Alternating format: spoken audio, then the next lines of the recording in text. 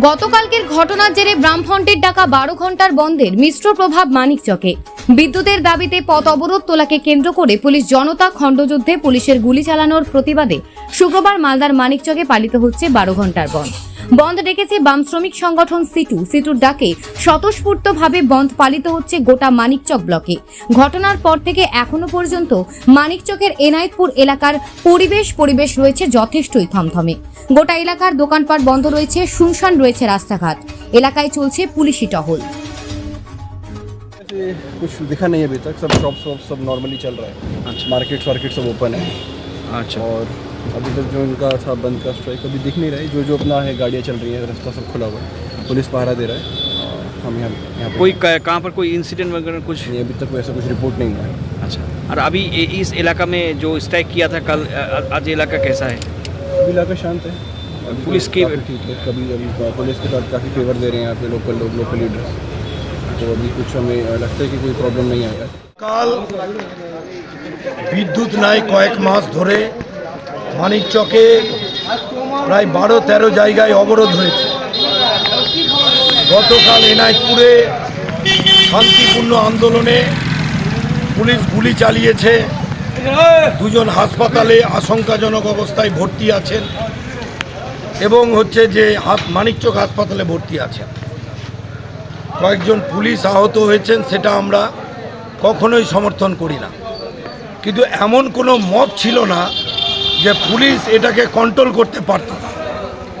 আর একটু ধৈর্য ধরে মানুষকে বুঝিয়ে, কেন আইসি সাহেব জানতেন, আমার সাথে 3 দিন আগে কথা হয়েছে, এবং যেহেতু পুলিশ গুলি চালিয়েছে, গোটা রাজ্যে নিন্দা চলছে।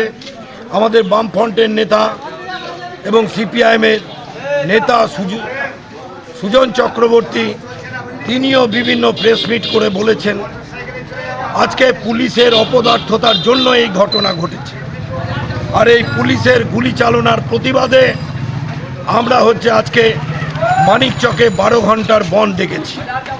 স্বতঃস্ফূর্তভাবে জেলার কোনো সরকারি বাস, বেসরকারি বাস, ছোট গাড়ি, ম্যাজিক, ম্যাক্সি কিছুই চলছে না।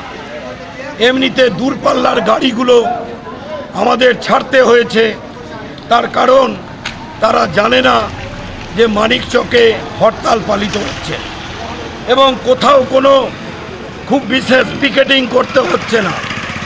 মানুষ স্বতঃস্ফূর্তভাবে এই বন্ধকে, হরতালকে সমর্থন করছেন। আমরা বলছি পুলিশ এখন ব্যাপকভাবে এনায়েতপুরে ধরপাকড় করছে। কালকে যাকে পেরেছে তাকে ধরেছে। আমি বলছি এনাফ ইজ এনাফ, এটা ঠিক হচ্ছে না। এরপর যদি সাধারণ মানুষ ক্ষেপে যায়, তাহলে গোটা মানিকচকের মানুষ একটা বড়সড় আন্দোলনের দিকে যাবে। যারা প্রকৃত যে যদি কিছু করে থাকে, তাহলে এটার জন্য কেন ঘটলো, আমরা প্রাক্তন বিচারপতিকে দিয়ে এর তদন্ত দাবি করছি। এখন বিদ্যুৎ মন্ত্রী সাফাই দিচ্ছেন যে 3টে পিলারের কাজ হয়নি। আরে আপনার লোড নেয়ার ক্ষমতা আছে 50, আপনাকে দিয়ে দিয়েছে 200। ইলেকট্রিসিটিতে যারা কাজ করেন তারা বলছেন তার ঠিক হয় না, ফিডারকে ভাগ করা হয় না, টাকা বরাদ্দ হয় না, আর অপরদিকে লাইন চলে গেলে, কারো বিদ্যুৎ বিল বাকি থাকলে তাদের লাইন কেটে দেওয়া হয়। এ জিনিস আমরা প্রতিবাদ করছি। আরও বড় বিপদ আসছে।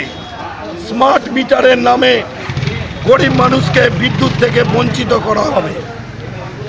পশ্চিমবাংলায় বিদ্যুৎ সারপ্লাস আছে, তাহলে কি আম্বানি আদানির দ্বারা বিদ্যুৎকে বিভিন্ন জায়গায় বিক্রি করা হচ্ছে?